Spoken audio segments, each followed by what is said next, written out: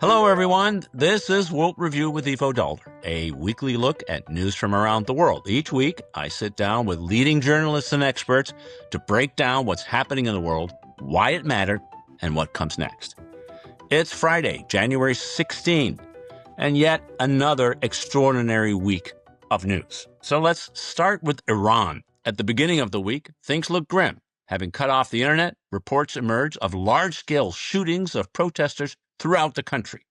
By midweek, estimates suggested 2,500 people have been killed.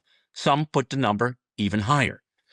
President Trump repeatedly threatened to intervene, and as estimates of the death toll rose, strikes appeared imminent. But by yesterday, everyone was turning down the heat, and protests seemed to have subsided. If true, what does this week tell us about the situation inside Iran and how Donald Trump and others sought to deal with it? Then next, the West may be facing its biggest crisis in decades. The week was consumed with threats by the United States to take Greenland and the failure to narrow differences between the United States, Denmark, and Greenland. Ukraine continued to divide the United States and Europe as well. Not only has Donald Trump refused to specify what guarantees he is willing to extend to Ukraine and to Europe, but he once again blamed President Zelensky, rather than Russia, for a failure to end the war. Can the growing split between the United States and Europe be repaired? And then finally, in the first 2 weeks of 2026, Trump has moved with extraordinary speed to upset the global apple cart, striking Venezuela, threatening Colombia, Mexico, and Iran, and insisting Greenland must be part of the United States.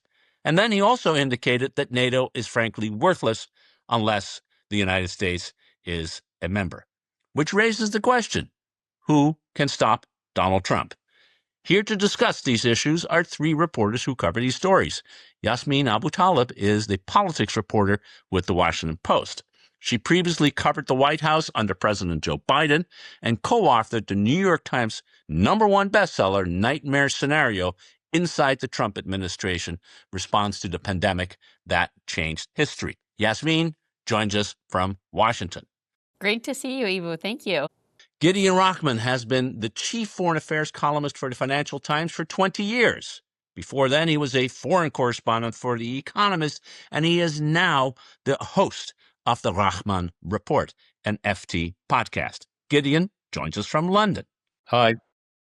Christopher Miller is the Financial Times chief Ukraine correspondent. He has lived in and reported from Ukraine since 2010 and is the author of The War Came to Us, Life and Death in Ukraine, which was the winner of the 2024 Witold Pilecki International Book Award. Chris joins us from Kyiv. It's nice to have you on the show for the first time, Chris. It's my pleasure. Yeah, thanks for having me.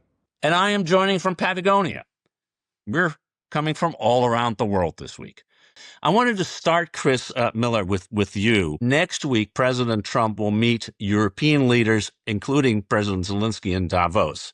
The original agenda was going to be about how to come to closure on security guarantees for Ukraine should the war there end. But Greenland is no doubt going to take a major part of the discussion. So I have two questions for you as you look at this from Kyiv.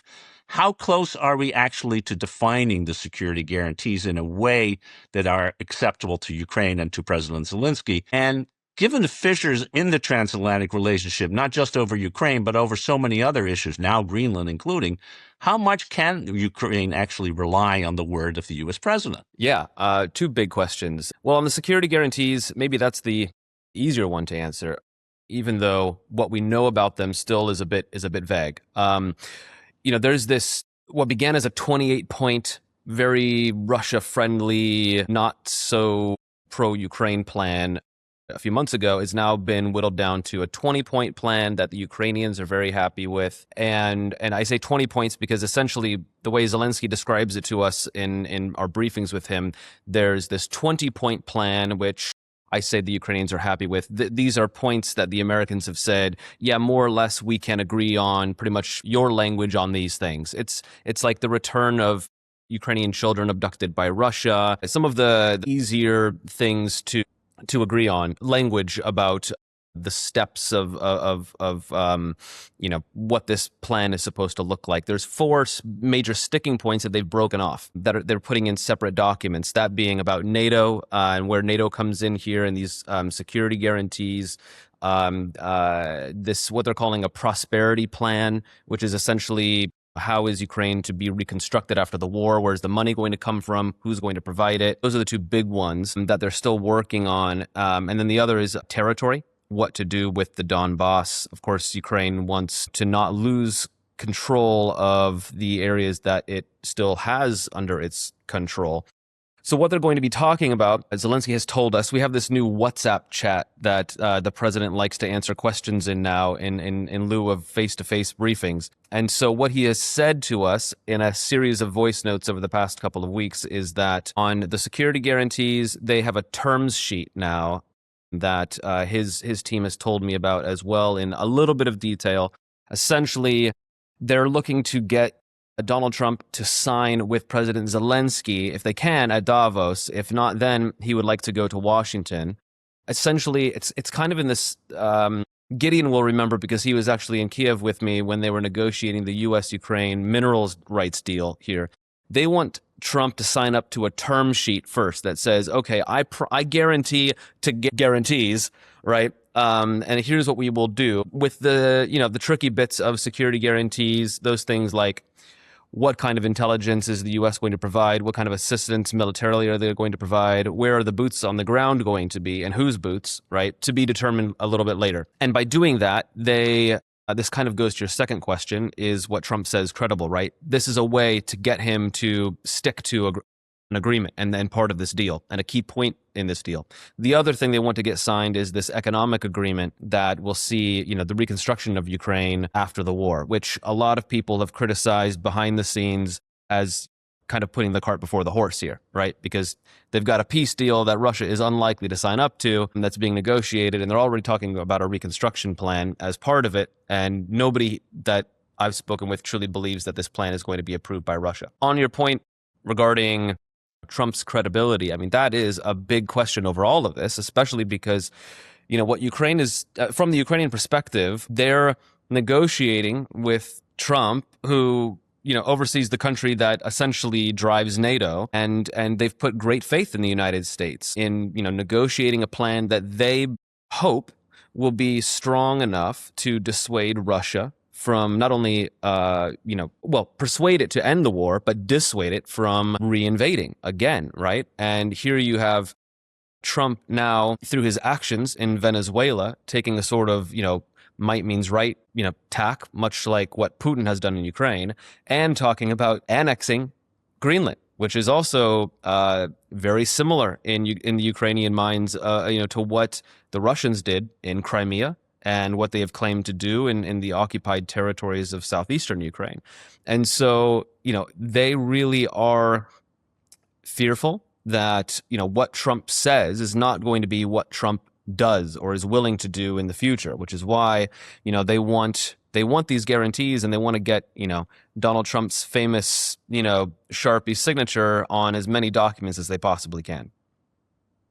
Gideon, I think if you take this analysis, there's a lot riding on the word of the president of the United States. If you are Ukrainian, and I think Chris lays that out really nicely. You wrote a column this week, basically said that the Greenland crisis is potentially the end of NATO. Something I don't disagree with at all. I think that's probably right. But it does raise kind of a very fundamental question. Security guarantees are in the end based on believing that the guarantor will actually act. And if you are Ukraine, or frankly, if you are Estonia or Prime Minister Starmer of Britain, can you any longer believe that the United States will defend you if you will be attacked, given where we are, given what's happening, particularly with Greenland, which is sort of emphasizing it, but more generally just where we are? How do you see it?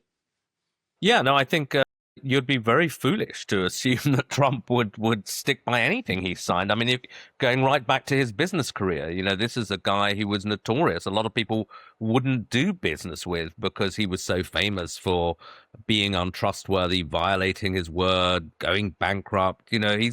even before politics, he was not a man you would take at his word. He also lives in a sort of crazy, almost fantasy world. I mean, I was reminded of that, looking at bizarre, kind of slightly pitiful spectacle yesterday in the White House, where he kind of accepted the Nobel Peace Prize from the woman who'd rightfully been given it. I think to anyone other than Trump, that was a kind of ludicrous, demeaning spectacle, but Trump doesn't see it that way. And so this guy lives in a sort of different moral universe to the rest of us.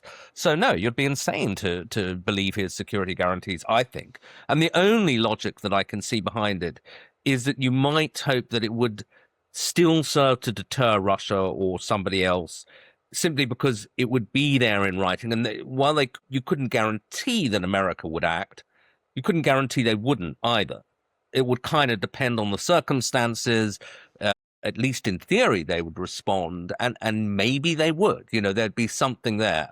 And so maybe you'd even accept, given the desperation of your situation, that sort of lesser level of security guarantee, not one you could take to the bank, but one that might still serve as a kind of deterrent.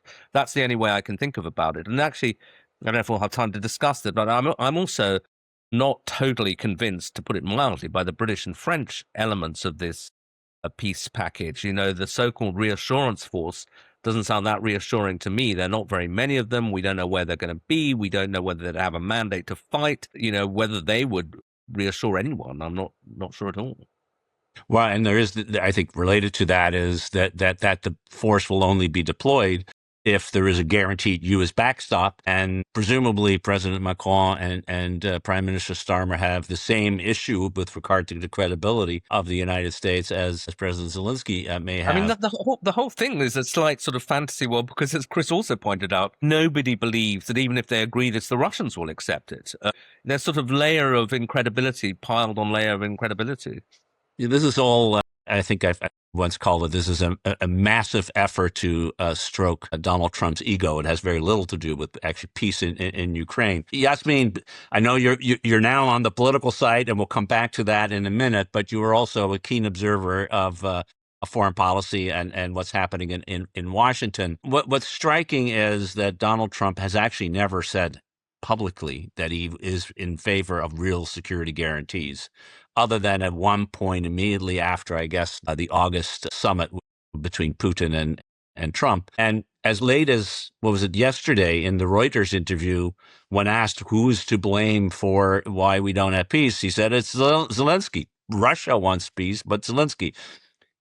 If we live in, and he seems to be living in that world as well, under those circumstances, if you are to depend on him, what should your strategy be? I mean, I think Gideon laid it out when he said you sort of have to look at any promise that President Trump offers as another layer of protection, in that he's unpredictable. So maybe he wouldn't step up and wouldn't abide by it. Maybe he would. Maybe the U.S. would step in.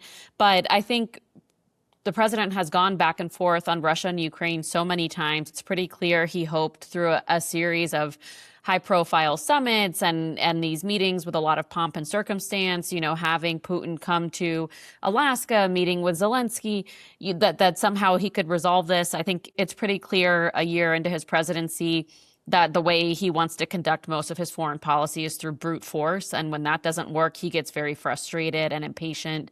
And just starts sort of oscillating. Oscillating is even not the right word to capture, because he sort of swings wildly back and forth between various options. And I think the other element of this that makes it very difficult for the Europeans to figure out where the U.S. is going to land is you have the Vice President, J.D. Vance, who, while he was a senator, was extremely opposed to U.S. aid for Ukraine, sort of led the charge among Republicans before it became a more mainline, the more mainline position it is now that the president's in office. And then you have Marco Rubio, who traditionally has been a big defender of NATO and U.S. alliances and wanted to support Ukraine and supported all the packages. And so I think it's just very hard to read where the U.S. is going to land at any given moment because of these sort of divergent personalities who have the president's ear and then the president himself. But it does seem, if we look at his actions and his rhetoric over the past year, he is more inclined to be sympathetic with the Russian point of view than the Ukrainian point of view.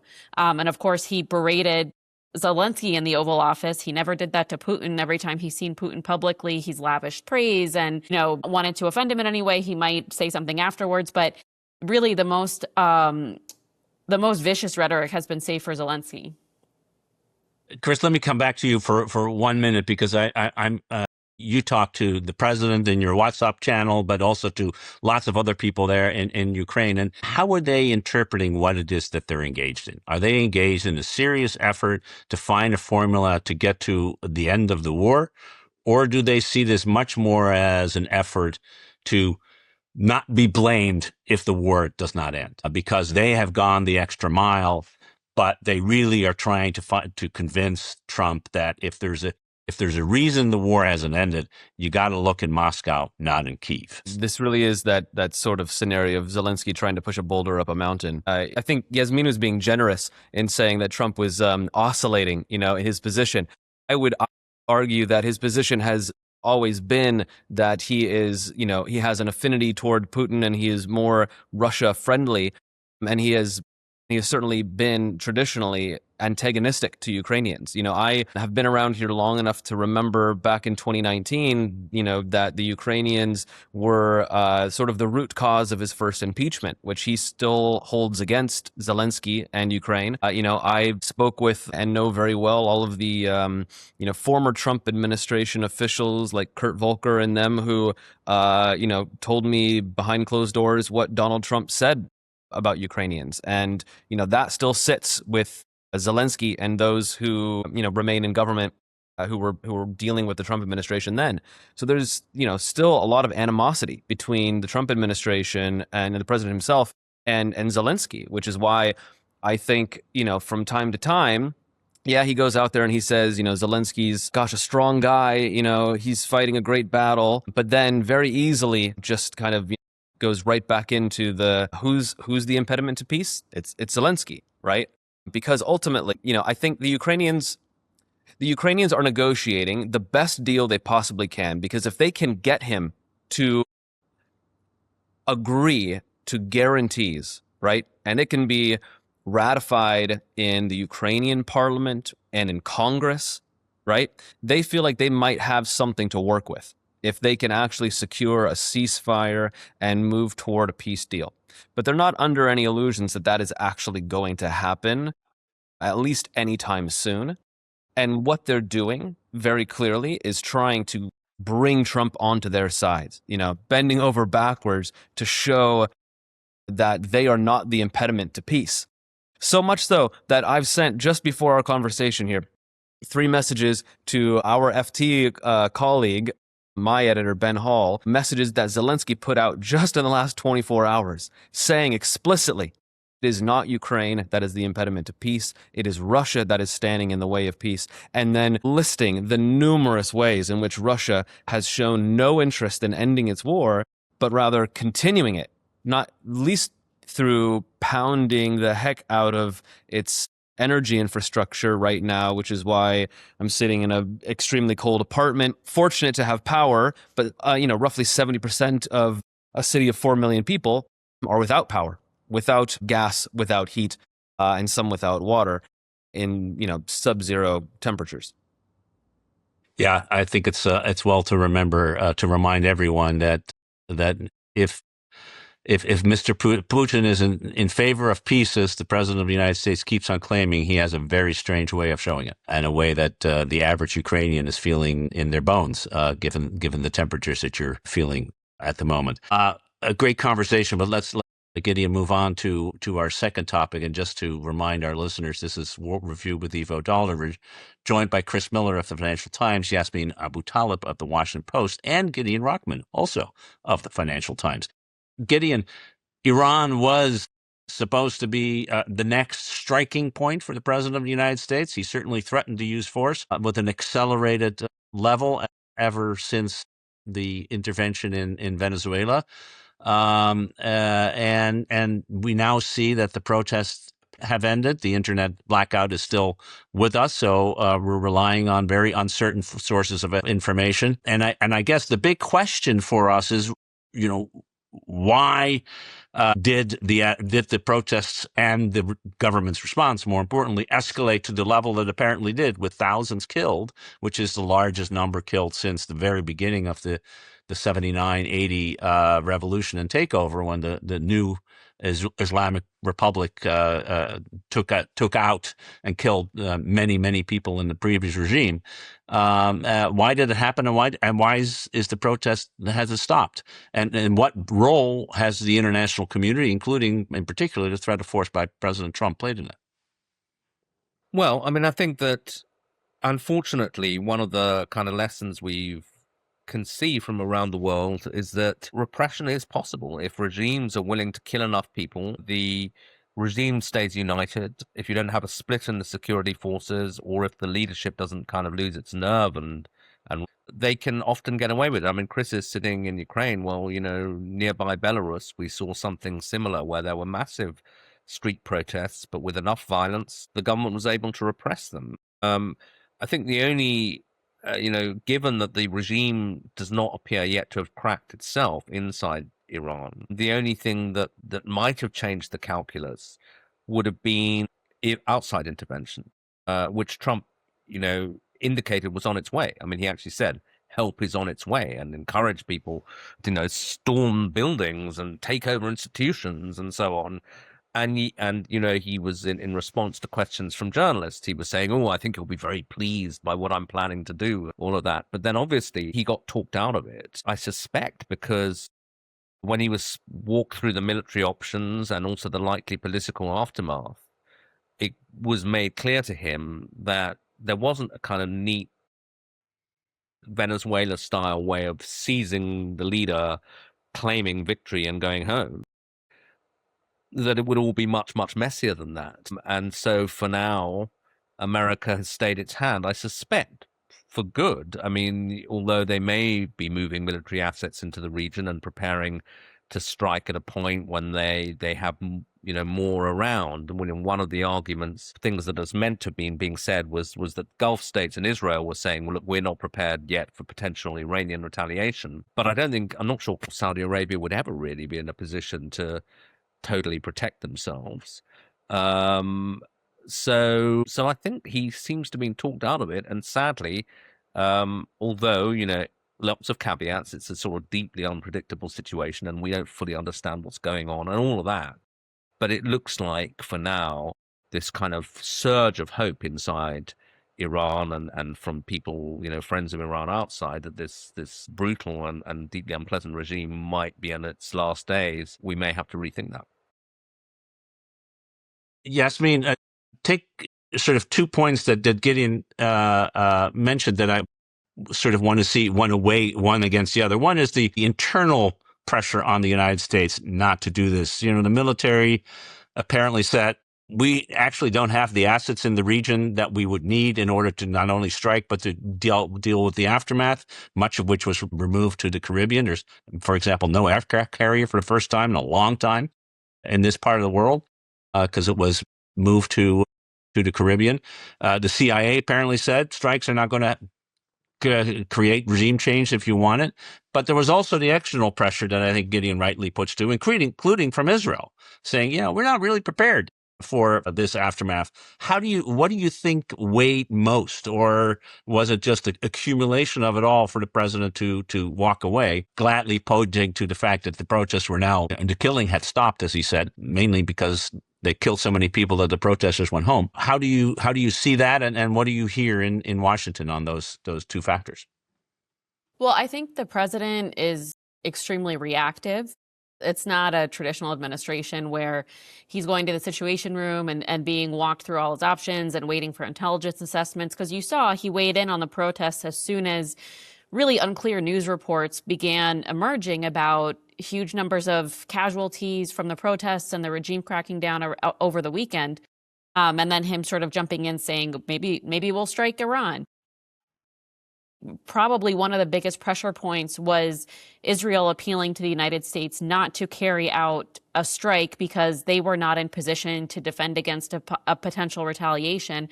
And I think also when the president probably realized, like Gideon said, there's no neat sort of Maduro style option, I'm sure it became less appealing at that point. Striking Iran wouldn't have really accomplished what he was looking for, which I think is some sort of quick victory or some quick way to declare victory, sort of similar to when they struck or they tried to strike Iran's nuclear facilities back in June. You know, some big dramatic action that allows the president to go out and say he did this, demonstrate U.S. force, and then sort of retreat and not have to deal with any real lasting consequence, at least in his eyes. The other thing I just wanted to note for context is, you know, Iran, of course, is not quite the Arab world, but it is just, it's very sad to see. It reminds me so much of the Arab Spring. My family's Egyptian. We have a lot of family in Egypt where, you know, there is finally an uprising against decades of brutal and repressive rule. And there's this newfound hope and optimism that maybe things can be different when people take to the streets. But I think what we've learned in the 15 years since the Arab Spring is that these are rarely successful. It's extremely difficult to come in and try to implement democracy or carry out regime change in a country that's used to dictatorial rule. Even when Egypt, for example, tried and ended up electing the Muslim Brotherhood, you ended up with another military coup. And of course, we know how that turned out. And so I think it's just, and I think the president was counseled on that as well, that regime change would not solve Iran's problems. You know, he could get rid of the existing government and a even more repressive one could come in, or one that really would not make the changes that people were taking to the streets and protesting for. So I think it's just important to put into context. We've seen a lot of countries over the last 15 years, you know, where people take to the streets and protest and there's this sort of collective action that brings a lot of hope. But I think there are very, very few circumstances where you look years out and it's actually been successful and improved the country's government or led to real democratic change. Yeah, I think that's a good reminder. I mean, if I think back to the Arab Spring, the only country that did seem to come out of it better was, of course, the one where it started in Tunisia. Right. And now Tunisian democracy has also turned around. It took 10 or 12 years of progress, but it's moved in the wrong direction. Chris, you're a student of rebellion because you spent too much time in Ukraine in some ways. So you've looked at it there, and there has been, in fact, at times successful rebellion in Ukraine, both in 2004 and certainly in 2014. In one form or another. But as sort of from that perspective, what do you think it would take in a country like Iran for the people to succeed, to at least to change power, if not take power back for the people? How do you see it? Yeah, that's a really good question. You know, there's been, I guess, three revolutions in Ukraine. There's been the revolution on granite back, you know, right after the collapse of the Soviet Union. They call it the student revolution. You know, I guess you could say that was successful in that it certainly made the separation a success, right? And then you had the 2004 revolution, Orange Revolution, right? That kind of set Ukraine on a or at least kind of planted a flag that it wanted a democratic future. But it faced a setback when Yanukovych then became president again in 2010 through a legitimate election. 2014, he was overthrown, or rather, he depending on, I mean, I guess you could say he was overthrown. He abandoned his post by fleeing the country after a revolution, an uprising. I mean, I think what I see, or what the little bit of what we actually see from Iran right now does in many ways look like, this real grassroots movement of a very determined, angry populace who really wants their regime out, right?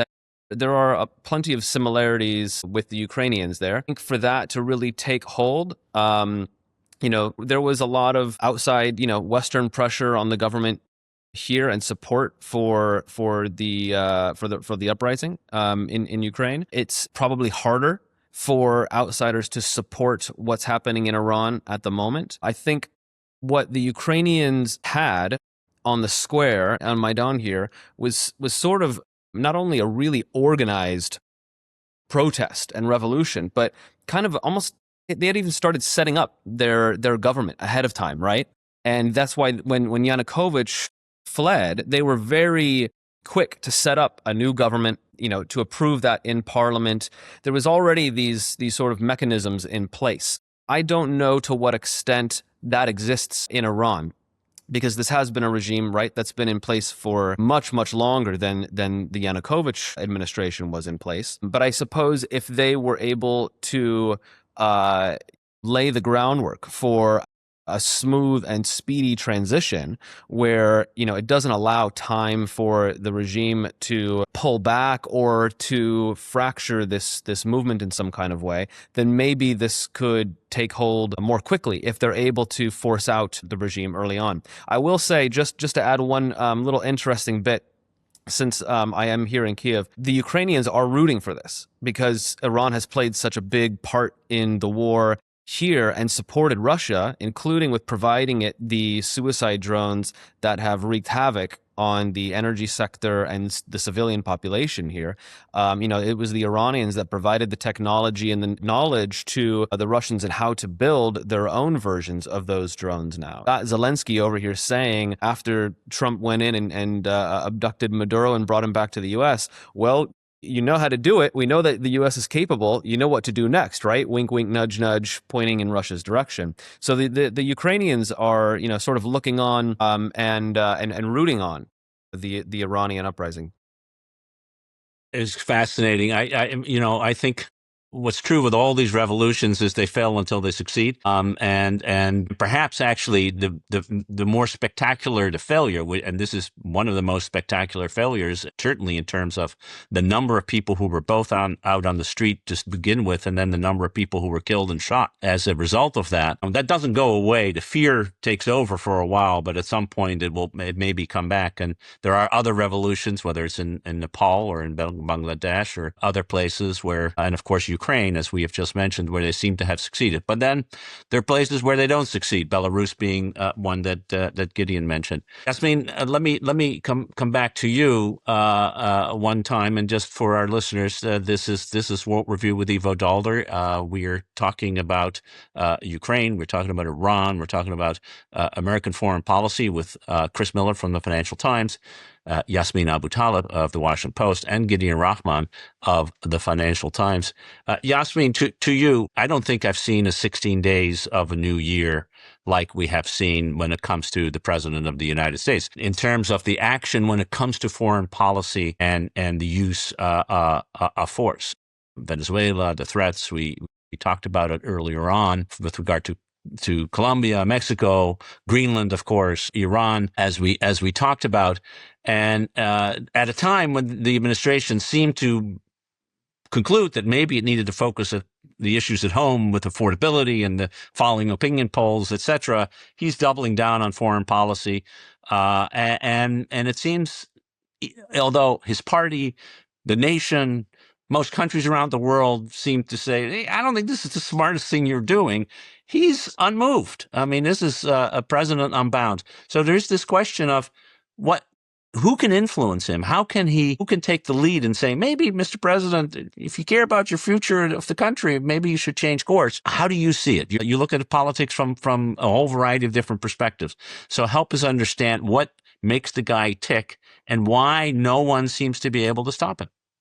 I think the people who would have the most ability to stop Trump have voluntarily given up their authority, and that's Congress. And I think that's a big part of why he has been so unbound, because you've seen him grow more emboldened and brazen as time has gone on. I think obviously he came in with a wrecking ball to the government with Doge and firing all these federal workers. And there were people and entities who appealed through the courts and all of that. The Supreme Court has largely upheld most of Trump's executive actions, or the cases that have gone to the Supreme Court, which has included overturning lower court decisions. And then Congress has basically handed over its spending authority and its war powers authority to the president. So I think it's quite clear to him that until the Democrats control one or both chambers of Congress, he is unbound. The Republicans are not going to rein him in, and they've made that clear. And in case it wasn't clear, they made it just crystal clear this week when Josh Hawley and Todd Young, who had initially supported a vote on the War Powers resolution, were successfully lobbied by the White House and ended up voting against it so that J.D. Vance could ultimately cast a deciding vote and not invoke the War Powers resolution. You did see Congress take the Senate take a step towards trying to rein in some of Trump's authority. But only 3 members of his party decided to back that effort. And they're the ones you would suspect. It was Susan Collins, Lisa Murkowski, and Rand Paul, the ones who sort of are always the ones you look to break rank when Trump has taken some kind of new unprecedented action. So I think there are obviously checks and balances built into the U.S. government, but because Republicans control all the levers of government right now, and they have a conservative majority on the Supreme Court, there really has been no check or balance on the president. And I think it's also been clear. The other thing that he sort of exposed with his actions on foreign policy, with the strikes and the operation in Venezuela, is that world powers at least seem to feel that they are pretty much helpless to stop him. And we've seen that in the Greenland debate too, right? Which we were talking about earlier, where they're trying to come to some sort of deal with the U.S. The U.S. already has pretty much all the access it would need to Greenland. It's just that Trump wants to make it officially part of the country. And you've seen European diplomats quoted in various stories saying if the U.S. did decide to invade and take it by force, they don't think there's much that they could do. And so I think in some ways, Trump in his second term, I think, has really sort of found a lot of, sorry, I'm trying to figure out the word I'm looking for. He's been, I think, really emboldened by the brute sort of force, brute American force around the world. And we know this is someone who does not like to be steeped in policy details, have long policy debates, figure out how to sort of resolve these longstanding issues. That's why, I think what's very telling is when he started his affordability tour in Pennsylvania last month. He went to Pennsylvania. It was supposed to be the kickoff of this affordability tour because Republicans had just lost a series of off-year elections. And, his advisors were telling him they really needed to focus on this. He went and said, it's not a real issue. This is not a real thing. It's a Democratic hoax. And I think that tells you everything you need to know about his mindset. He likes something that's quick and satisfying, like launching an airstrike, carrying out an operation, being able to declare victory. He does not want to sit there and try to figure out how to deal with inflation or how to bring prices down, or even the tariff announcements are another great example because he announces a set of tariffs, the markets react, he pulls them back slightly, but you've seen really no sustained or comprehensive economic policy in his second term. And instead, he's sort of turned his attention outward. And you see it reflected in the polling. I mean, people are picking up on the fact that he is not paying attention, or they feel he's not paying attention to what's happening here and what Americans are struggling with in their day-to-day lives. I think that really puts it well when it comes to the domestic side. Gideon, I want to take the foreign side for a minute and sort of ask the question, why is it that no one other than the Chinese, who I think have quite successfully tried to and stood up to him, but particularly the Europeans, 450 million market, the largest export destination for American goods. I mean, it's not like the Europeans don't have power, but why is it that they failed to use it? Why is it that there are even some people saying, let him have Greenland so we know that he will be there for us for Ukraine, which is pretty amazing when you think about it. Why is he getting away with the ability to do what he wants largely in the world without very little leverage?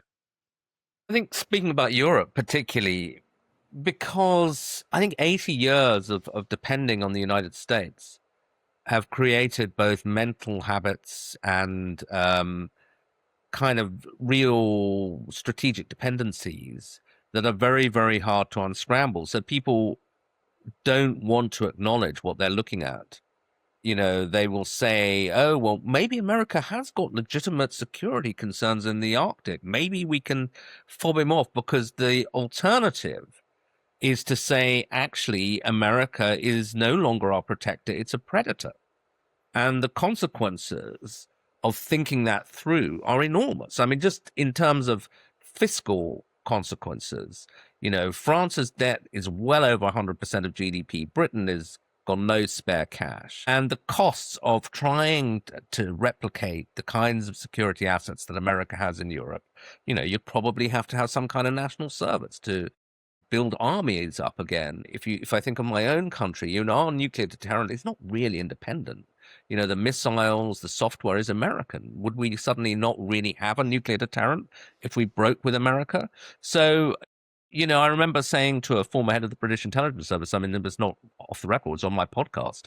And I said to him, given all those dependencies, is it possible to imagine us breaking with America? And he said, well, you've just answered your own question, as in no. My argument is that we need to start thinking the unthinkable, because the longer we leave it, the worse it's going to be, and start preparing to defend ourselves without America and to retaliate, because Trump only respects retaliation and strength.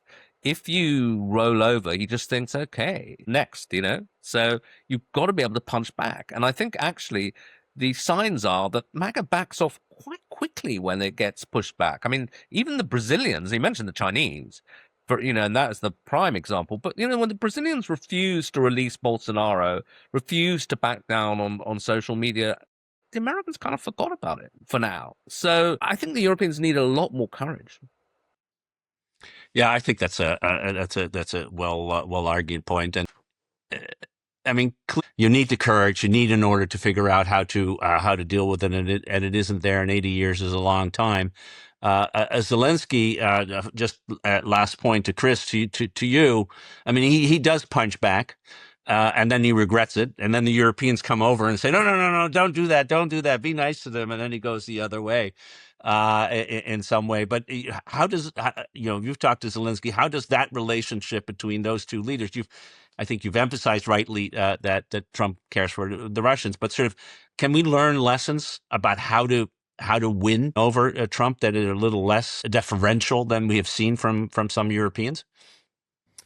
Yeah, I think there are good lessons and bad lessons to take away from Zelensky and his relationship with Trump. Zelensky, certainly what Trump respects about Zelensky is he held his ground. He didn't flee when the Russians invaded. He's tough, and you could argue that he's been a pretty darn good wartime leader. Does he have faults? Of course. Have there been bad decisions?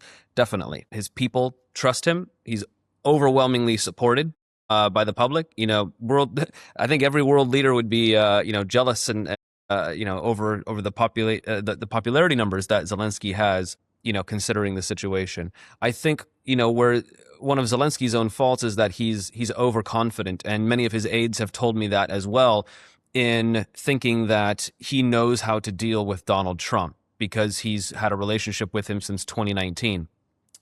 He is always of the mindset that if I can just get Trump one-on-one inside the White House, I can explain to him mano a mano, right, that this is how it is and this is why you need to support us.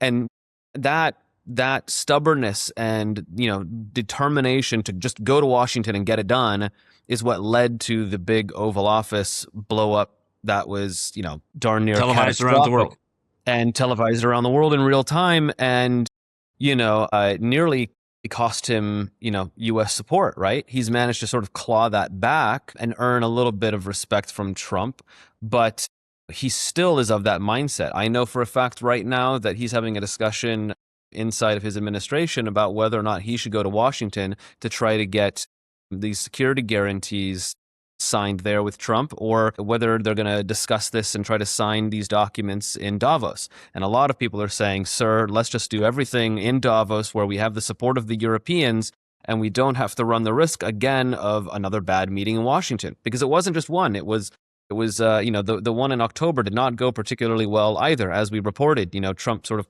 setting aside maps and saying, I'm really tired of hearing all about this stuff, right? And so, I will say, just to answer your question on who can stop Trump, I wanted to paraphrase Trump's own words, right? Didn't he tell the New York Times in his interview that, the only thing that what did he say? It was me, my own morality. My own morality is the thing that can stop me, right? I think he could also be his own worst enemy in a lot of ways too, and I could see a world in which all of his foreign adventures in Venezuela, whatever he decides to do regarding Iran, potentially a big failure in this peace process in Ukraine, which we know the American public supports. Right? They support Ukraine overwhelmingly still. Even Republicans support more assistance for Ukraine. I could see a world in which his foreign adventures, this peace process fails, and the midterms are lost, right? A lot tougher for him in the second side of this term. So we have to leave it here. A wonderful conversation. I want to thank Chris Miller and Gideon Rachman of the Financial Times and Yasmin Abu Talib of the Washington Post. Terrific insights. Looking forward to having you back soon. And thank you for listening.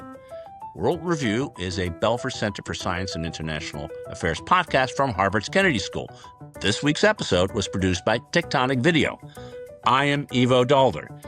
Programming note, I am going to be away for the next couple of weeks, and our wonderful guest host, Carla Rand Robbins, will be back here to host next week and the week thereafter. In the meantime, I want to wish all of you a very good week, and bye-bye.